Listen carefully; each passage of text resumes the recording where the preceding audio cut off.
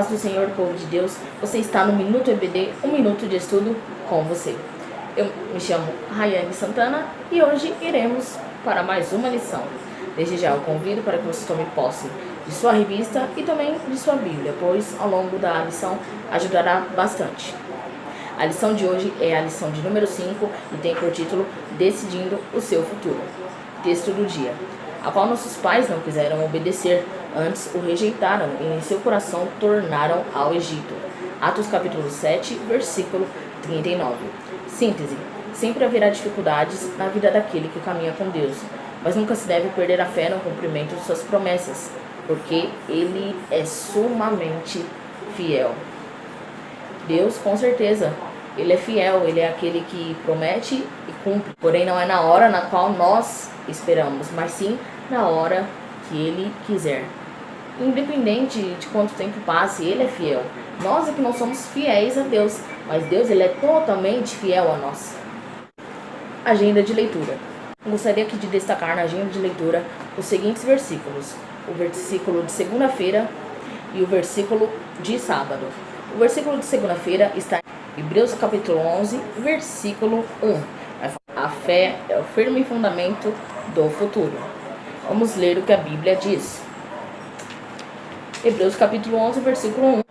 Ora, a fé é a certeza de coisas que se esperam, a convicção de fatos que se não veem. Ok. A revista está falando que a fé é o firme fundamento do futuro. Então, a pergunta é: como está o seu futuro? É um futuro com fundamento ou um futuro sem fundamento? Logo, é um futuro com fé ou um futuro sem fé? Bom, quando falamos em fundamento, dá para pegar aqui um exemplo bem simples. Uma construção. Se ela tiver um fundamento, pode vir vento, terremoto, ela está firmada, ela está sobre um fundamento que vai manter ela forte, vai manter ela firme.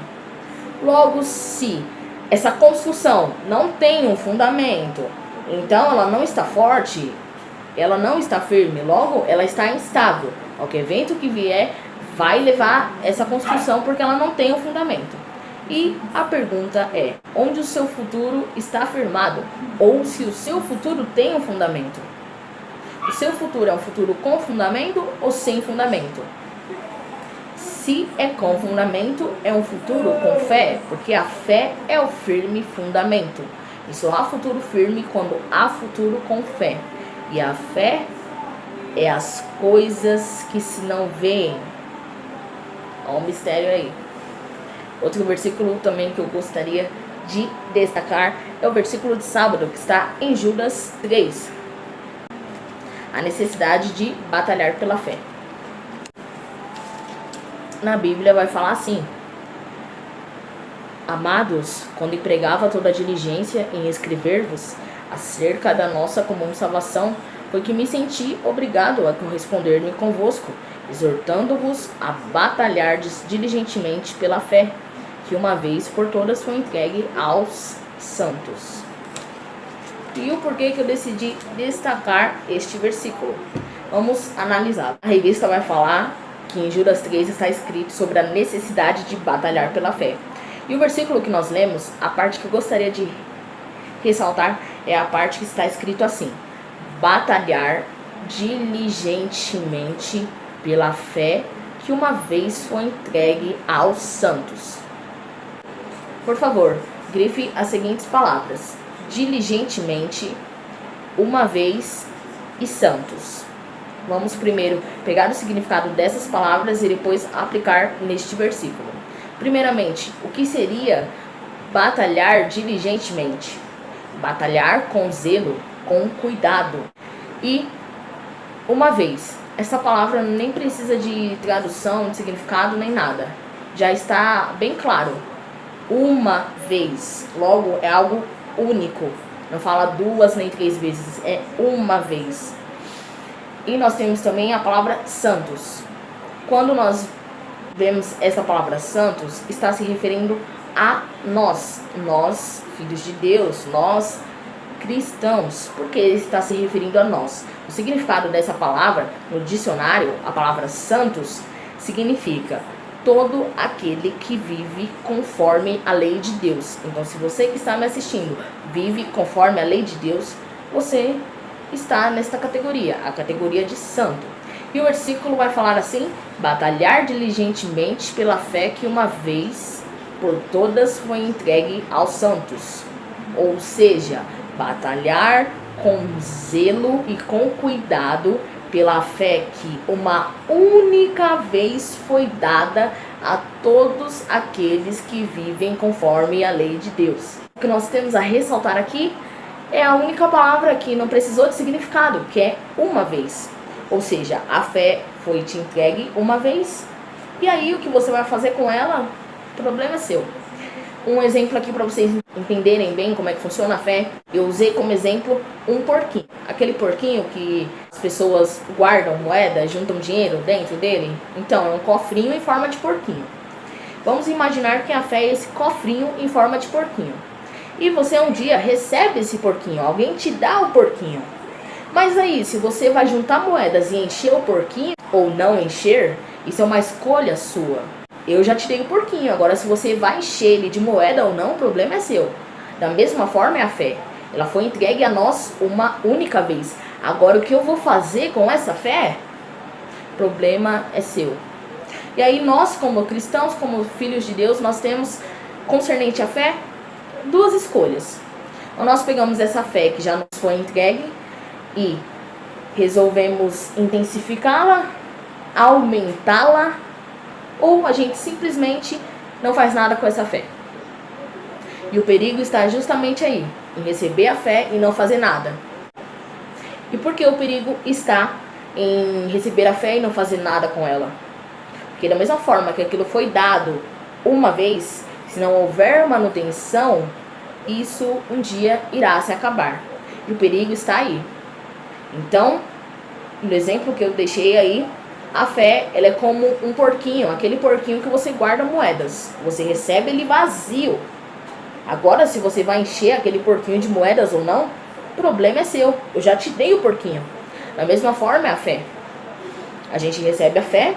Agora, se a gente vai ficar com aquilo que já recebemos, ou se iremos resolver aumentar, intensificar essa fé, o problema é nosso. E realmente o problema é nosso, porque infelizmente muitas pessoas decidem não fazer nada com essa fé que foi recebida, nem mesmo fazer a manutenção. Logo então, se essa fé ela não tem uma manutenção, um dia essa fé acaba. E isso é perigoso, porque a Bíblia vai falar que sem fé é impossível agradar a Deus. Agora, ao mesmo passo, há aquelas pessoas também que receberam uma vez a fé e decidem intensificar esta fé, aumentar esta fé. Imagina a forma com que Deus olha para essas pessoas. Que coisa linda. Em que categoria você que está me assistindo quer se encontrar? Das pessoas que recebem e tá bom do jeito que recebeu? Ou das pessoas que recebem e quer prosperar aquilo que recebeu? Logo, se eu recebo essa fé que me foi dada, eu não me contento com essa fé que eu tenho. Por isso que eu quero aumentar essa fé, eu quero intensificar essa fé. Lembrando que apenas um grão de mostarda já transporta um monte deste lado para o outro. Imagine o que uma fé intensa, uma fé aumentada não faz. Introdução vai falar assim: Israel já desfrutava de extraordinários milagres de Deus. Eram aquecidos nas noites frias do deserto pelo calor de uma gigantesca coluna resplandecente. E durante o dia, logo pela manhã, colhiam um pão maravilhoso que caía diariamente do céu, o maná. Quando o sol naquela região árida ia se aquecendo ou esquentando, os israelitas não eram incomodados, porque havia uma cortina térmica, que era a nuvem da presença de Deus, que os protegia. A caminhada do povo de Deus, em qualquer época, sobre quaisquer contingência, apresenta-se, sobretudo, como uma jornada de fé. Deus lhe dava mantimento, conforto e proteção, porém requeria deles, como requer da igreja, uma atitude de fé. Eles precisavam enxergar o futuro através dos olhos do Altíssimo e deveriam acreditar que aquilo que Deus diz é verdade. Diante disso, o Senhor determinou que Moisés enviasse espias à terra prometida. Os israelitas seriam postos à prova. É desse ponto que hoje prossegue a saga do povo de Deus no deserto. Então, neste momento, não perca a saga de modo nenhum. Assista ao vídeo até a final e vamos ver aí o que nos aguarda concernente à saga do povo de Deus, né, no deserto. Tópico 1. Os espias. Subtópico de número 1. O fim da jornada. Nesta altura, nós já estamos em Números capítulo 13. E em Números capítulo 13, ou melhor, neste subtópico, vai falar sobre o fim da jornada. Por que o fim da jornada? Porque Deus aponta que a jornada está terminando através desta atitude. Que atitude? Deus manda Moisés separar 12 homens, um representando cada tribo, para espiar o presente que Deus iria dar para aquele povo. E que presente seria esse?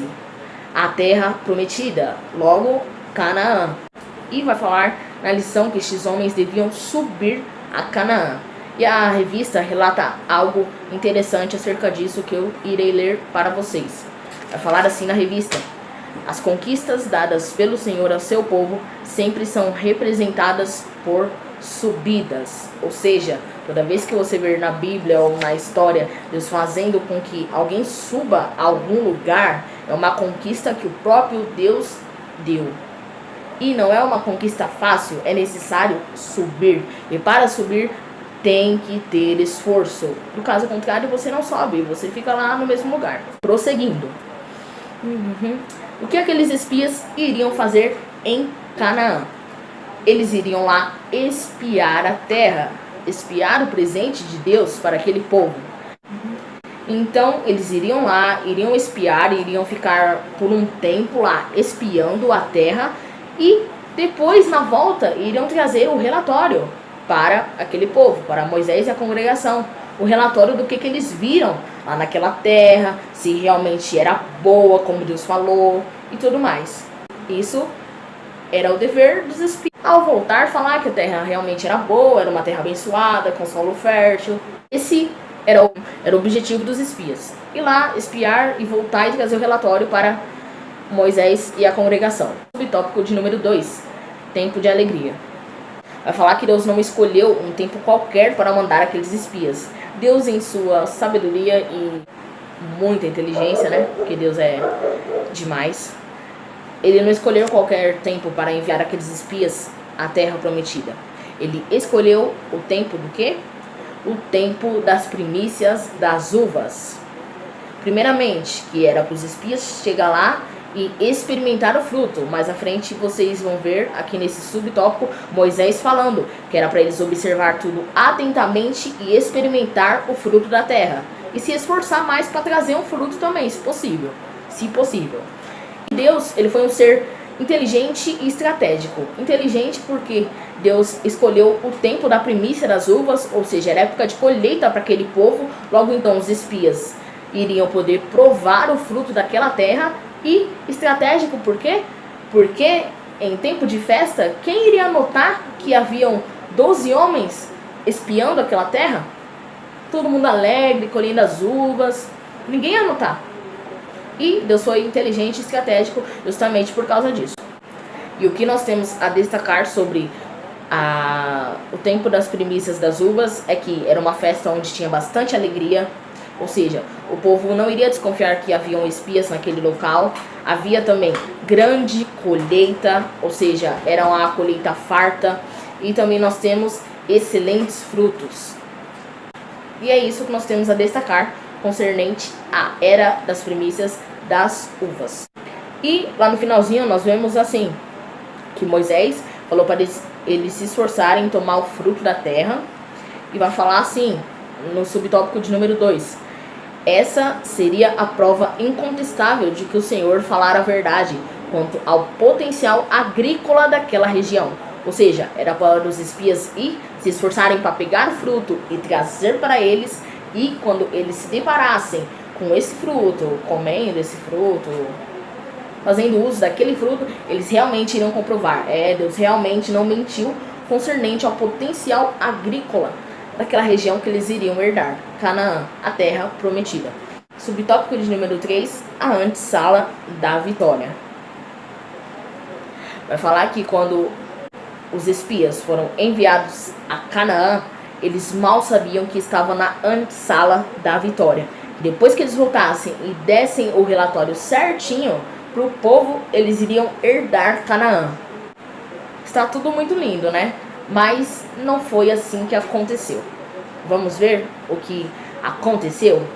Bom, foram enviados 12 espias, eles passaram 40 dias na terra prometida observando, e era só eles ir lá observar, pegar o fruto e trazer o relatório.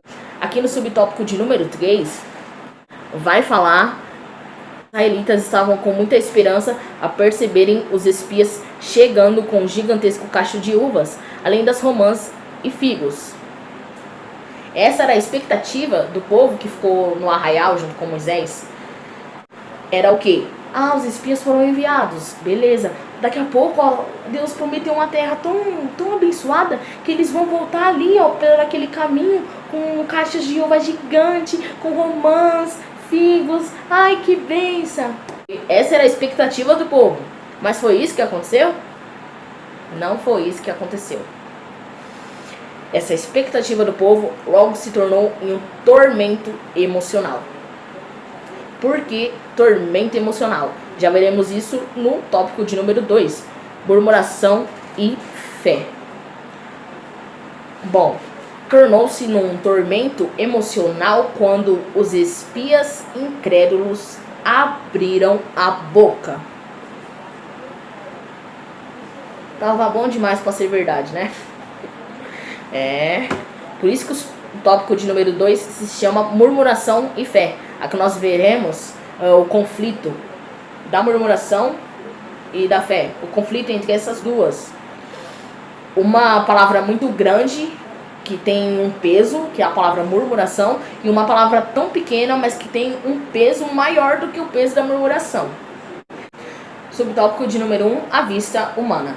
Nessa altura, nós já estamos em Números, capítulo 13, do versículo 28 e 29. Esses dois versículos. O que nós iremos ver nesse subtópico de número 1, a vista humana. Vai falar que os espias levaram a prova da bênção de Deus, que era o quê? O fruto da terra. E, em seguida, estragaram tudo com aquela falta de fé daqueles 10 homens.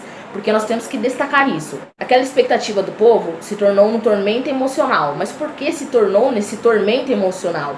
Por causa de palavras de homens que não tinham fé. Porque viveram no deserto, viram tudo que Deus fez e mesmo assim abriram a boca com aquela incredulidade deles e desanimaram o povo. Por isso que o povo, daquela expectativa maravilhosa, foi direto para o tormento emocional. Vamos ver o porquê de tudo isso. Eles trouxeram o fruto da terra, beleza? Então ali comprovaram que o fruto era bom e o potencial agrícola daquela região também era bom. Mas em seguida o que aqueles 10 homens sem fé fizeram, falaram que lá as cidades eram bem protegidas e que além das cidades ser bem protegidas, lá habitavam pessoas consideradas gigantes. E como é que vocês acham que o povo ficou? O povo entrou no tormento emocional, o povo começou a chorar. Aqui no final do subtópico de número 1, na primeira partinha, um verdadeiro terror. Aquela expectativa maravilhosa se tornou um verdadeiro terror. Porque aqueles 10 espias incrédulos desanimaram o povo com suas palavras. Era a realidade que a cidade era bem protegida e que era descendente de gigante? Sim, era a realidade, eles foram realistas, mas eles foram também incrédulos. E daí que a cidade... São descendentes de gigantes que moram naquela cidade. E daí que a cidade é bem protegida, bem fortificada. A gente foi tirado do Egito pelo Deus Todo-Poderoso, que alimentou a gente, que deu de comer, de beber, que dava comida, pão quentinho do céu todo dia. ele foi poderoso para fazer tudo isso, por que ele não era poderoso para espantar aquele povo de lá? No subtópico de número 1, nós vemos que aqueles 10 homens realistas, porém incrédulos, desanimaram o povo e causaram um tormento emocional naquele povo. Foi um verdadeiro terror, porque o olhar humano deles causou esse terror lá no arraial. E a pessoa que serve a Deus, ela não deve olhar com os olhos humanos, mas ela deve sim olhar com a visão de fé. Ela deve viver por fé. E isso que nós veremos no subtópico de número 2, a visão da fé. No subtópico de número 2 vai falar que dentre aqueles 12 espias, 10 incrédulos, restam então 2, haviam 2 homens de fé. E esses 2 homens de fé eram Josué e Caleb. E por que estes 2 eram considerados homens de fé? A revista vai falar assim, que eles eram considerados homens de fé porque eles não viviam segundo o que viam, mas eram guiados pela fé. Que maravilha!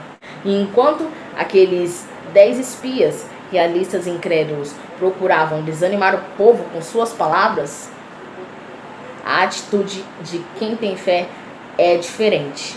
E como a atitude de quem tem fé é diferente, se levantou então Caleb e proferiu palavras para animar o povo e para exortar o povo. E vai falar também neste subtópico que Josué e Caleb refutaram as palavras proferidas pelos 10 espias. Refutar é debater, discordar. Então Josué e Caleb discordaram das palavras proferidas pelos 10 espias. Subtópico de número 3, o poder do desânimo. Vai falar que aquele discurso negativo dos 10 espias realistas e incrédulos entrou no coração daquele povo, de tal forma que aquele povo se esqueceram das promessas do Senhor. E o que nós temos a destacar aqui? Porque o discurso proferido pelos 10 espias realistas e incrédulos foi um discurso negativo, pelo simples fato do modo deles de olhar a situação. Porque é um Deus que proveu tudo para eles, o que comeu, de beber, o Deus que estava sustentando eles naquele momento, não seria o mesmo Deus que expulsaria aquele povo para que eles possuíssem a terra prometida? Sim, Deus não só ia fazer isso, como fez isso. Mas aqueles homens eram homens incrédulos, ou seja, eles não têm fé, eles não acreditam que o Deus que sustenta eles é capaz de fazer isso. Então, não basta eles serem incrédulos, eles disseminam essa incredulidade com esse discurso negativo para o povo. E o povo, como já falamos anteriormente, entra no estado de tormento emocional. Olha o que a incredulidade faz. E no subtópico de número 3, o povo já se encontra desanimado. Tópico de número 3, colhendo frutos amargos. Subtópico de número 1, o povo volta ao Egito. Neste subtópico nós veremos que aquele povo voltou ao Egito. Mas não foi literalmente, saíram do deserto e voltaram para o Egito. Não, é uma forma de linguagem usada para falar que aquele povo voltou sim ao Egito. Não de sentido literal, mas em seus corações. Aquele povo voltou ao Egito. Eles anelaram a escravidão que havia no Egito, anelaram os deuses que havia no Egito, a comida que havia no Egito. Estavam no deserto, mas os seus corações estavam no Egito. Eles anelaram voltar para lá. E vai falar isso lá em Atos 7, versículo 39, que eles voltaram ao Egito em seus corações. E aí nós veremos também 4 pontos interessantes nesse subtópico de número 1. Que pontos interessantes são esses? Qual a reação? O povo voltou ao Egito, mas qual a reação dos líderes? Qual a reação daqueles que discordaram, refutaram o discurso? Qual a reação do povo? E qual a reação de Deus. Isso tudo na ordem que eu citei aqui. Então, qual a reação dos líderes, qual a reação daqueles que refutaram o discurso, qual a reação do povo e qual a reação de Deus perante essa situação. Então, aqui no subtópico de número 1, o povo voltou ao Egito em seus corações. Eles anelaram ter aquela vida que eles tinham no Egito. Anelaram voltar para lá. E eles pensaram até em chamar um líder, levantar um líder, um capitão, para levar aquele povo para o Egito. Vai falar assim na revista. E diziam uns aos outros: levantemos um capitão e voltemos ao Egito. Nessa altura já estamos aqui em Números 14, versículo 4. E aí entra esses 4 pontos que eu citei para vocês. Qual a reação? Primeiro iremos ver qual a reação dos líderes. Líderes Moisés e Arão. Qual foi a reação desses 2 líderes? Vai falar aqui na revista que eles caíram de joelho diante do povo. Segundo ponto, qual foi a reação dos que refutaram os 10 incrédulos? Josué e Caleb rasgaram as suas vestes e tentaram animar o povo a confiar em Deus. Ponto de número 3, qual foi a reação do povo? A reação do povo, mediante essa ajoelhada de Moisés e Arão, mediante a essas palavras de ânimo de Josué e Caleb, sabe qual foi a reação do povo? Apedrejá-los. E agora, a reação mais importante e bonita de todas, a reação de Deus mediante essa situação que estava ocorrendo no momento. Ponto 4. Qual foi a reação de Deus? Vai falar aqui, Deus manifestou a sua glória.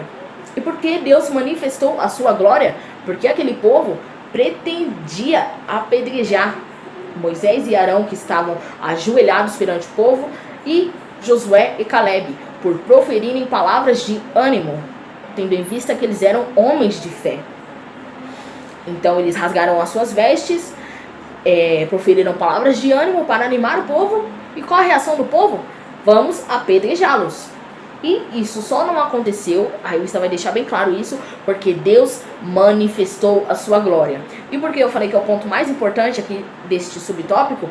Porque é lindo ver o modo com que Deus cuida deles. O povo ia apedrejar eles. E qual a reação de Deus perante isso? Para que o povo não apedreje eles, Deus manifesta sua glória.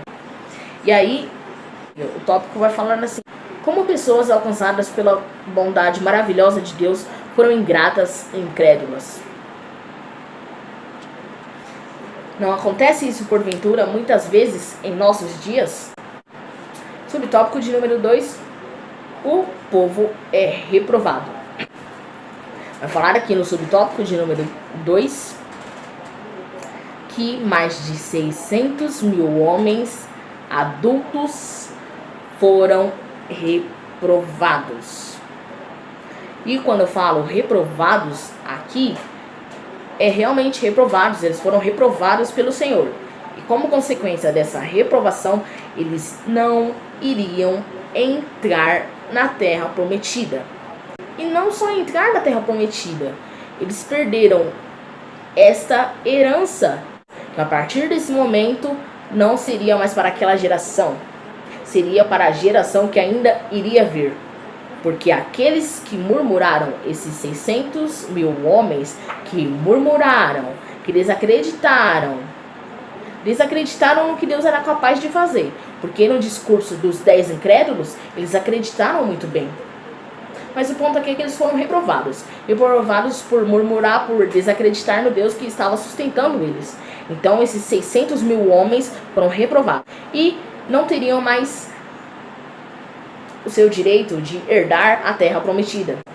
E o que nós temos a destacar aqui é que fala na revista 600 mil homens adultos, tendo em vista que as mulheres não entravam na contagem, que é o famoso censo.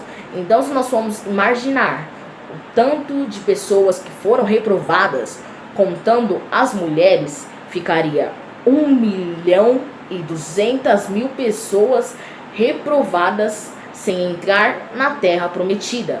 Perderam a possessão de Canaã por conta de seu comportamento.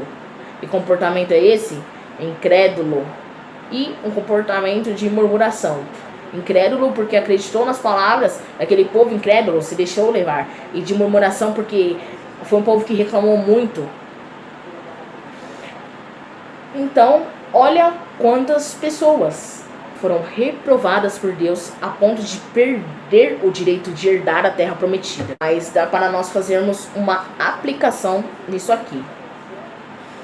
Que aplicação seria essa? Não sei se vocês repararam, mas há muitas pessoas que perderam aqui, conforme a história, o direito de herdar a terra.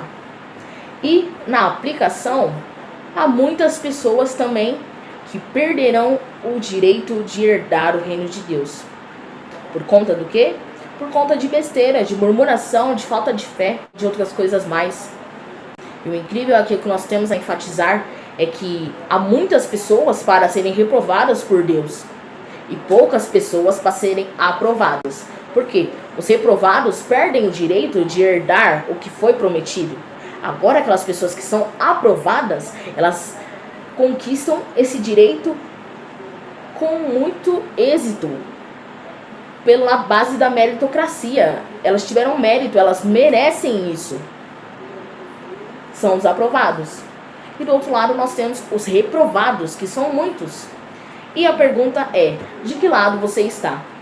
Perante os olhos de Deus, você está como um reprovado ou você está como um aprovado? Não me responda, responda para você mesmo e reflita. Continuando, temos a aplicação da própria revista, porque essa aplicação que eu acabei de falar foi o que Deus me deu no momento.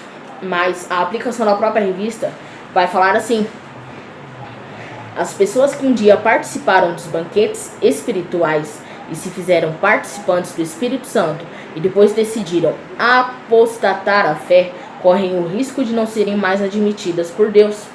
Esse risco não só é real, como também é impreterível.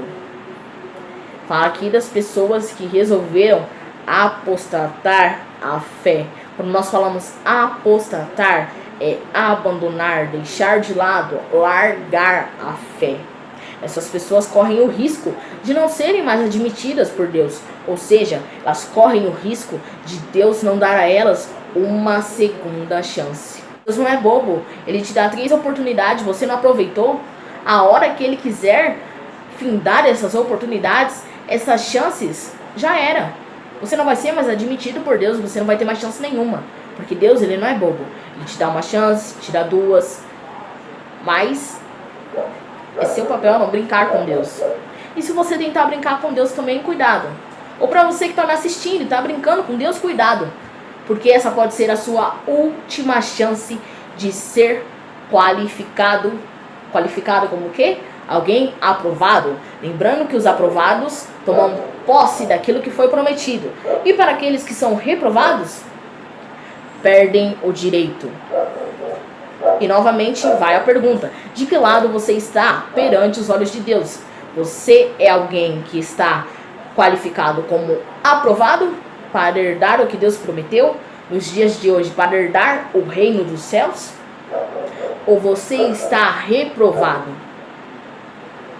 Subtópico de número 3. 40 dias se tornam em 40 anos. A revista vai falar assim: que Deus demonstrou indignação pela falta de confiança dos israelitas. Por isso Ele transformou 40 dias de desânimo e falta de fé em 40 anos de caminhada pelo deserto. Isso resume tudo a narrativa do povo hebreu. Não era para eles ter ficado andando em círculo pelo deserto, conforme a história relata. Eram para eles ir para o deserto, passar um tempo lá, dentro de 40 dias aprendeu, conquistava a terra prometida. Tudo lindo, tudo maravilhoso, mas foi assim que ocorreu? Não. Porém a falha aí não está em Deus. A falha estava no povo. De modo que aqueles que foram incrédulos, que não acreditaram no potencial de Deus de expulsar as nações, que murmuraram, iriam morrer no deserto. E então os seus descendentes passariam a herdar a terra prometida. O que mais vai falar no subtópico de número 3? Um ensinamento que o povo de Israel jamais esqueceria. Ou seja, nunca duvide da palavra de Deus. A presença de Deus protege-os, aquece-os, supre todas as necessidades básicas e as que vão além de básicas, que foram exigências daquele povo. O que mais esse povo poderia esperar de um Deus tão zeloso como esse? Que ele desse a terra prometida, que ele expulsasse as nações de lá para aquele povo conquistar. Mas foi isso que o povo fez? Não. Por quê? Porque deram um lugar para o discurso incrédulo daqueles 10 espias que não tinham fé. E é incrível ver o tanto de pessoas sem fé que há no meio do povo de Deus e o pouco de pessoas com fé que há no meio do povo de Deus. Mas aí, nisso, você tem um papel importante também, que é decidir a quem você dá ouvidos. A uma pessoa incrédula, sem fé, ou a uma pessoa com fé. Lembrando que sem fé é impossível agradar a Deus. E com fé você já está aí ao passo de agradar ao Senhor. Mas aí, que tipo de pessoa você é? Você é a pessoa que escuta aqueles que não agradam ao Senhor? Ou é uma pessoa que escuta aqueles que agradam ao Senhor? Tome cuidado com quem você anda escutando. Tome cuidado com quem você dá ouvidos. Examine se a pessoa é uma pessoa de fé ou uma pessoa sem fé. Se uma pessoa sem fé, se afasta dela. Ela não vai acrescentar nada na sua vida. Agora, se for uma pessoa com fé, ora por ela e pede para Deus continuar abençoando para que ela continue com fé. Lembrando que quem tem fé agrada a Deus. Então, tá dando ouvido para a pessoa certa. E, findando o subtópico de número 3, vamos agora dar uma aliviada nessa lição, né? Porque é muita incredulidade para um povo só.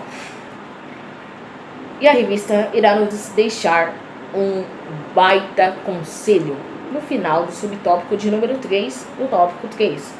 Esse baita conselho irá falar assim: nunca perca a fé, jamais murmure, olha para o futuro com esperança e sempre creia no poder de Deus.